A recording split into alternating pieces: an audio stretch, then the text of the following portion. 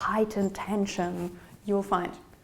The cliffhangers before the break are written with the intention of keeping the audience in front of their TVs, eagerly waiting for the next piece of information when the show returns after the break. This very well shows how commercial interests have co-shaped the TV series structures and narratives that we know today. As we learned in the last chapter, 1 hour TV series in US cable TV usually last about 45 minutes without commercial breaks. As commercial breaks rarely exist in pay TV programs like HBO, we can find time-adjusted shows in these channels that tend to last rather 55 to 58 minutes, up to 15 minutes longer than the usual cable TV 1 hour show. Shows like HBO's Game of Thrones and Showtime's serial killer saga Dexter make use of this additional time by allowing more information and many times more major characters, look at Game of Thrones, to rule the scenery of the show. Although Hulu.com and other online video platforms operate with later-induced short commercial breaks, many web formats today make use of a completely different commercial model: product placement and branded entertainment.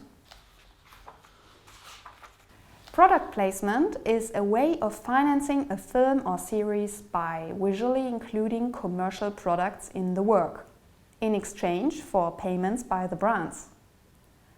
Although many movies feature product placement, German TV, for example, has strict rules limiting or banning it.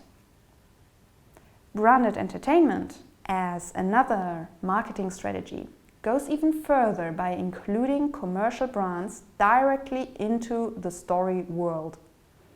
If we look at IKEA's web series Easy to Assemble, for example, the show not only features the brand logo or only one product, but the whole series takes place in an IKEA market, with all the protagonists being IKEA sales assistants. There's an emerging trend amongst brands to sort of get involved with TV series, classic TV series, by sponsoring web spin-offs, which is a crass, cheaper way of doing product placement, to be honest, because you can focus a lot more on the product, you're a lot freer, and you don't have to pay the huge, humongous amounts you would have to pay if you do classic product placement. Especially, you pay when you do product placement, you are paid by the seconds that your product is on air, and that's that. If you compare it to what you see on Teen Wolf, the Teen Wolf spin-offs or the Psych spin-offs, or I think Covered Affairs also had one where the product is on nearly all the time, or at least you have like a big brand frame where it's all about that.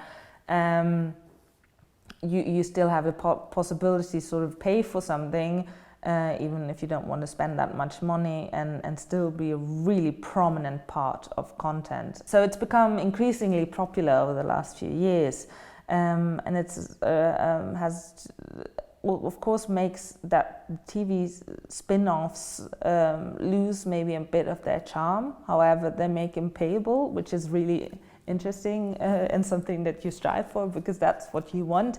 You want to be able to tell more stories. You want to tell other stories that you couldn't tell on TV, because you have limitations there, and you don't really usually have those exact same limitations if you do it online, because you can be a bit more edgy when you write stories. Rebecca talks about web spin-offs of TV series that work as branded entertainment.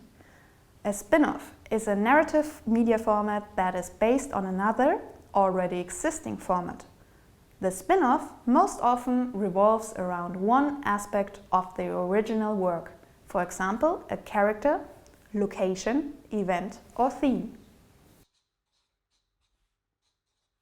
To give some examples, famously, one of the protagonists of TV series Buffy the Vampire Slayer, the vampire Angel, entered his own TV series of the same name, Angel, which became a successful supernatural detective